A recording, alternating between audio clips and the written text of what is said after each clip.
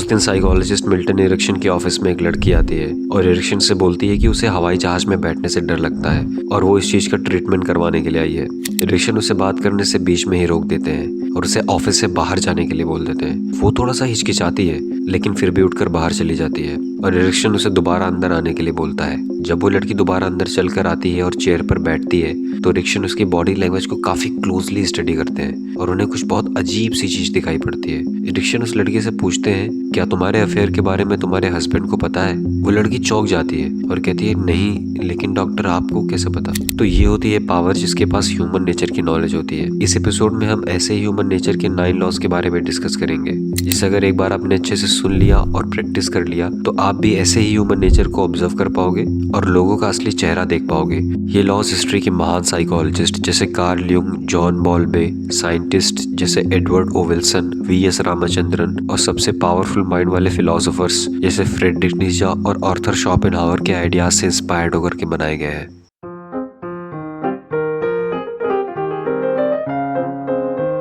The law of irrationality. Robert Greene बताते हैं कि हम ह्यूमंस को लगता है कि हम अपनी लाइफ के छोटे बड़े एक्शंस बहुत सोच समझकर कॉन्शियसली और लॉजिकली लेते हैं। हमें लगता है कि हमारी लाइफ हमारे कंट्रोल में होती है, बट एक्चुअल में ऐसा नहीं होता। हम ह्यूमंस इस बात से अनअवेयर होते हैं कि कितना डीपली हमारे इमोशंस हमें डोमिनेट करते हैं, कितना डीपली हमारे एक्शंस हमारे बायस और हमारी पेरेंटिंग द्वारा इन्फ्लुएंस होते हैं। आपने भी अपने अराउंड ये कई बार नोटिस किया होगा कि कई बार सामने वाला बंदा कितनी इलॉजिकल से बात कर रहा होता है, लेकिन उसे ऐसा लगता है कि उसके ओपिनियन बहुत ज्यादा लॉजिकल, बहुत ज्यादा रेशनल है। उसे ये नहीं पता होता कि किस तरीके से उसके बिलीफ, उसकी बातें किसी चाइल्डहुड ट्रॉमा या किसी डीप इमोशन द्वारा इन्फ्लुएंस है। इसी तरीके से हमारे इमोशंस हमें भी वही एविडेंस देखने पर मजबूर करते हैं जो हमारे बिलीफ को कंफर्म करे। हमारे इमोशंस हमें वही दिखाते हैं जो हम देखना चाहते हैं। बाकी एविडेंस के लिए हम बिल्कुल ब्लाइंड हो जाते हैं और इसी वजह से हम रियलिटी से काफी दूर होते चले जाते हैं, गलत डिसीजंस लेने लगते हैं और हमारी लाइफ निगेटिव पैटर्न्स में फंस जाती है। इसलिए बहुत जरूरी है कि हम रेशनल बनने पर ध्यान दें। रेशनल बनने का पहला स्टेप होता है ह्यूमंस की फंडामेंटल इरेशनैलिटी को समझना,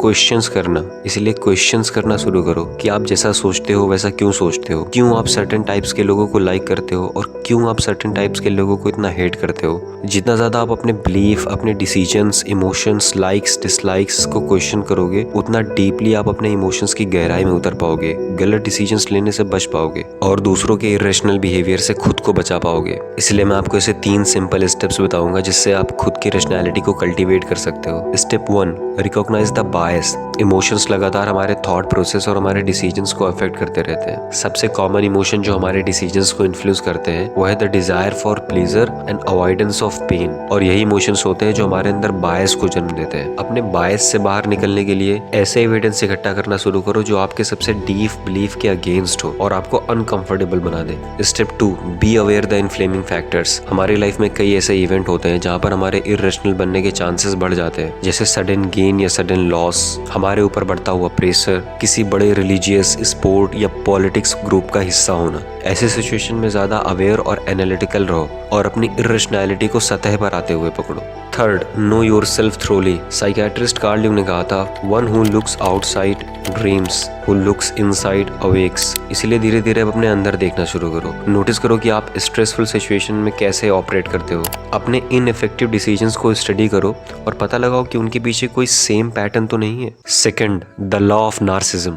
रॉबर्ट हमें बताते हैं कि दुनिया के हर इंसान के पास दूसरे इंसान से कनेक्ट करने के लिए और सोशली पावरफुल बनने के लिए एक नेचुरल गिफ्ट होती है, एंड दैट्स एम्पैथी। अगर इस गिफ्ट को एक इंसान प्रॉपरली यूज करे तो इससे वे दूसरे के मूड और माइंड को बेहतर तरीके से पढ़ सकता है और उनके एक्शंस को पहले ही प्रेडिक्ट कर सकता है। लेकिन ऐसा हम नहीं कर पा रहे हैं और इसके पीछे एक रीजन है, and that's self absorption. Self absorption का मतलब होता है कि जब इंसान सिर्फ और सिर्फ अपनी नीड, अपनी वांट्स और उसे अटेंशन कहाँ से मिल जाए इसके बारे में सोचता रहता है, तो फिर वो दूसरों पर अटेंशन नहीं पे कर पाता। रॉबर्ट की माने तो हम सब नार्सिसिस्ट होते हैं, कोई थोड़ा कम, कोई थोड़ा ज्यादा। इसीलिए जरूरी है कि पहले हम नार्सिसिज्म को थोड़ा समझें, उसके बाद इसे एम्पैथी में ट्रांसफॉर्म करें।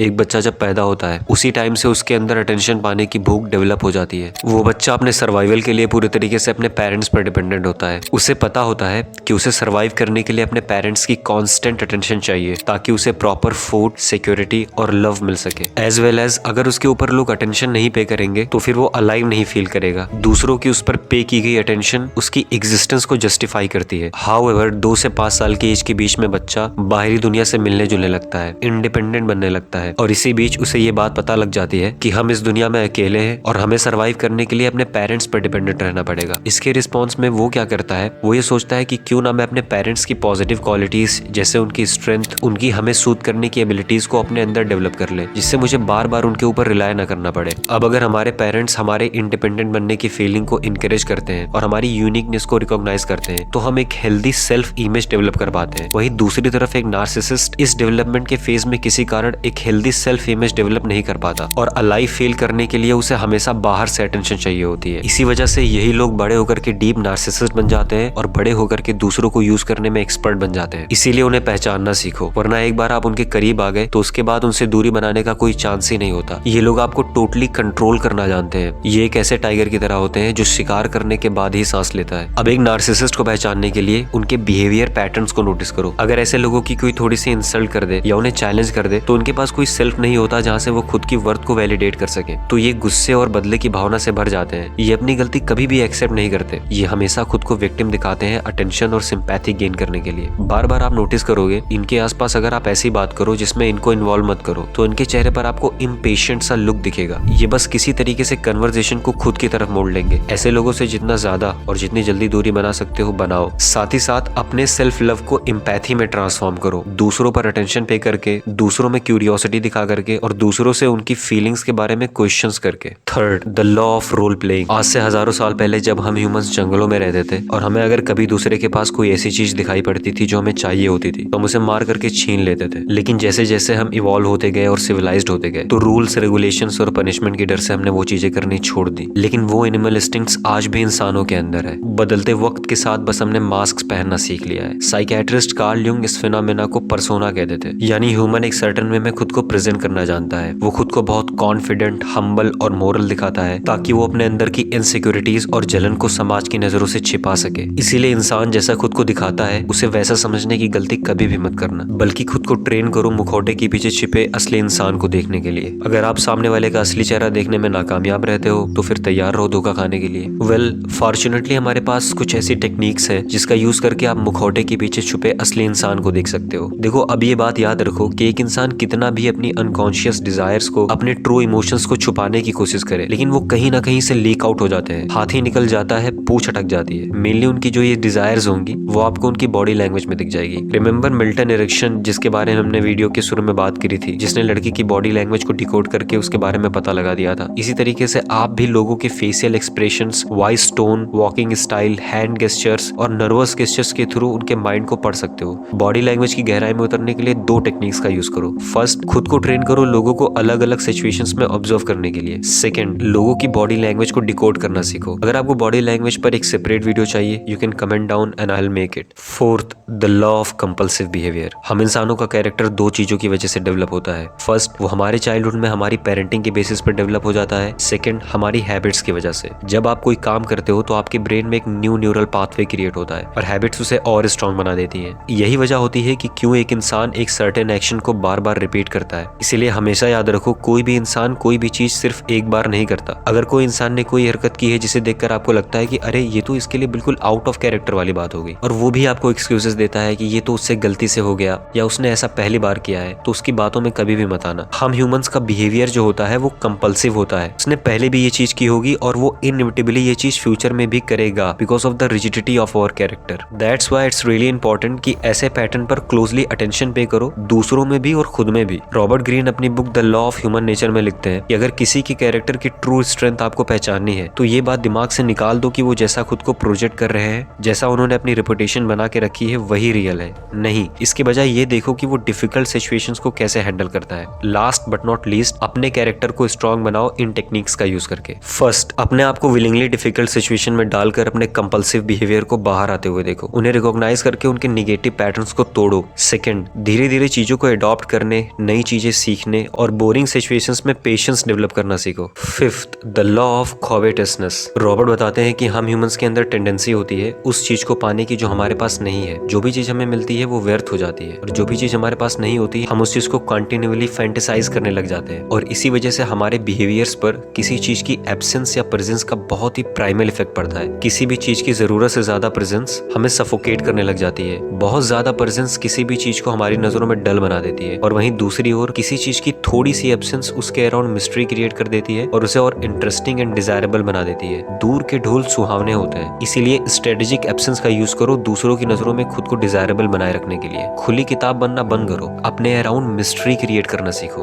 That's why as a student of human nature हमें अपने आप को ट्रेन करना है दूसरों पर फोकस करने के लिए। ये भूल जाओ कि आपको क्या चाहिए, बल्कि दूसरों की रिप्रेस्ड डिजायर्स और उनकी अनमेट फैंटेसीज को पकड़ना सीखो। एंड मोस्ट इंपॉर्टेंटली, हमेशा किसी चीज के पीछे भागने की डिजायर से खुद को बचाओ। The law of short sightedness. Ralph Waldo Emerson ने कहा था, the years teach much which the days never know. हम ह्यूमंस की साइकी का जो एनिमल पार्ट होता है वो इम्प्रेस्ड होता है उन चीजों से जो प्रेजेंट मोमेंट में हमारा ध्यान खींचती हैं, जैसे लेटेस्ट न्यूज, ट्रेंड्स, अपने आसपास के लोगों के ओपिनियंस एंड एक्शंस, या कोई भी चीज जो ज्यादा ड्रामेटिक दिखाई पड़ती है। वो ज्यादा दूर तक नहीं सोच पाता। हमारी साइकी का यही हिस्सा कई बार हमें गलत स्कीम्स के चक्कर में फंसा देता है, और यही चीजें हमें हमारे लॉन्ग टर्म गोल्स तक कभी भी पहुंचने नहीं देती। रॉबर्ट इस चीज से बचने के लिए बताते हैं कि किसी भी इवेंट्स पर तुरंत रिएक्ट करने से बचो। अपने पर्सपेक्टिव को थोड़ा बड़ा करो। ये मत सोचो कि प्रेजेंट मोमेंट में क्या चीजें तुम्हारा ध्यान खींच रही हैं, बल्कि उसे वाइडर कॉन्टेक्स्ट में देखो और खुद से क्वेश्चन करो कि इस चीज का फ्यूचर में मेरे ऊपर क्या असर पड़ेगा। लॉन्ग टर्म थिंकिंग डेवलप करना सीखो।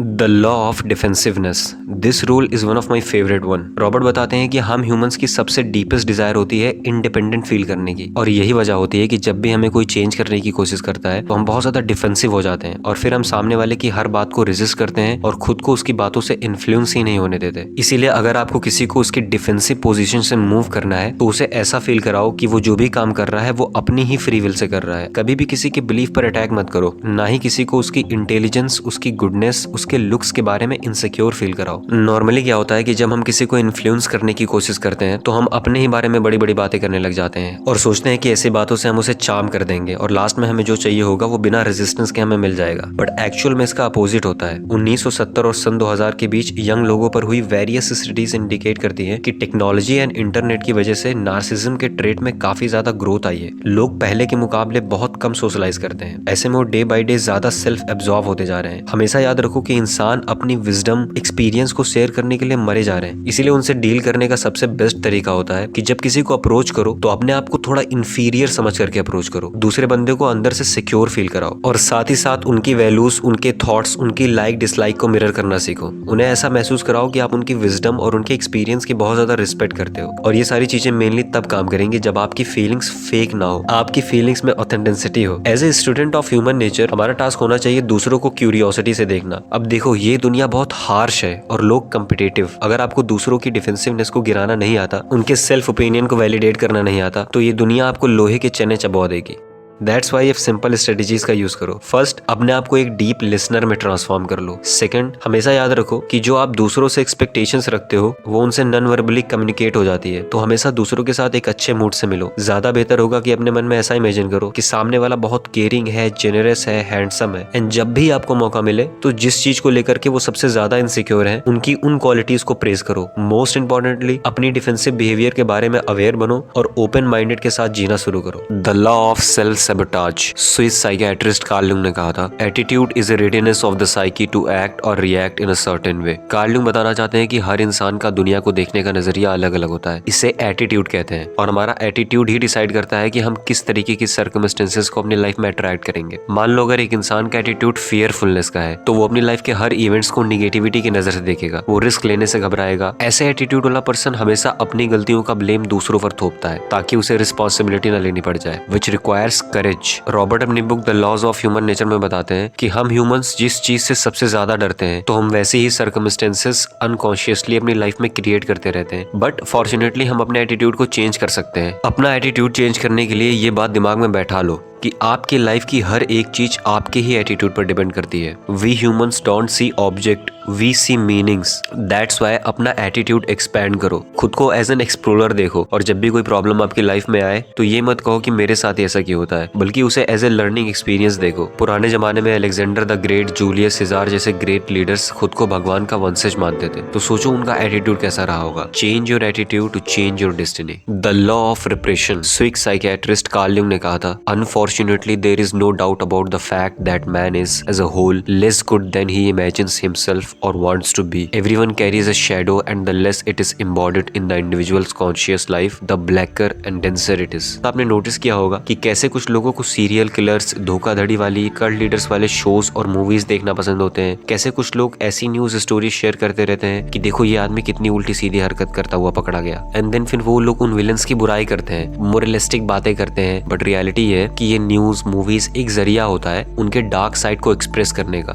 जो डार्क साइड वो खुद रियल लाइफ में एक्सप्रेस नहीं कर सकते। कार्ल युंग ने इन क्वालिटीज को शैडो कहा था। एक बच्चा जब बड़ा होने लगता है तो उसकी ईगो उसकी हर एक क्वालिटी को रिजेक्ट करती चली जाती है, जिसे वो किसी वजह से निगेटिव, इमोरल और डार्क समझता है। ये क्वालिटीज वो जितना अपने अंदर दबाता चला जाता है, वो उतना ही ज्यादा अनकॉन्शियसली उसे कंट्रोल करती रहती है। हमारी साइकी का ये शैडो पार्ट किसी ना किसी बिहेवियर के थ्रू बाहर आ ही जाता है, और जो हमें नुकसान पहुंचा सकता है। That's why in dark qualities को रिकॉग्नाइज करना सीखो, इससे पहले कि वो टॉक्सिक बन जाए। यूजुअली क्या होता है कि हम अपनी डार्क, इनसिक्योर साइड को छुपाने के लिए उसके अपोजिट एक पर्सनैलिटी डेवलप कर लेते हैं। मोस्ट ऑफ द टाइम जो बंदा अपने आप को बहुत टफ दिखाता है वो अंदर से वीक और सेंसिटिव होता है। जो आदमी बाहर से अपने आप को संत की तरह दिखाता है वो अंदर से शैतानी फितरत वाला होता है। उनकी ये टफनेस और सेटलीनेस बस उनकी एक्चुअल पर्सनालिटी के लिए कवर अप होती है। As a student of human nature इन डार्क साइड को रिकॉग्नाइज करना सीखो। जब तक इनके प्रति आप कॉन्शियस नहीं बनते तब तक आपकी पर्सनैलिटी होल नहीं बन पाती। इसीलिए इन्हें रिकॉग्नाइज करके अपनी पर्सनैलिटी में इंटीग्रेट करो। आप डेली लाइफ में इस शैडो को कई तरीके से बाहर आते हुए पकड़ सकते हो, such as contradictory behaviours. May be आप यूजुअली सबके सामने फ्री लव और ओपन माइंड होने की बात करते हो, पर अचानक से आप कभी कभी काफी अथॉरिटेरियन बन जाते हो, या मे बी आप किसी चीज को बहुत ज्यादा डिनाई करते हो और वही आपके अंदर दबी पड़ी है। ऐसे आप खुद के और दूसरों के किसी वन साइडेड इम्फैथेटिक ट्रेट को नोटिस करो, और नोटिस करो कि इसका अपोजिट उसके या आपके अंदर दबा पड़ा है। अपनी डार्क साइड को लेकर के ज्यादा कॉन्शियस बनो।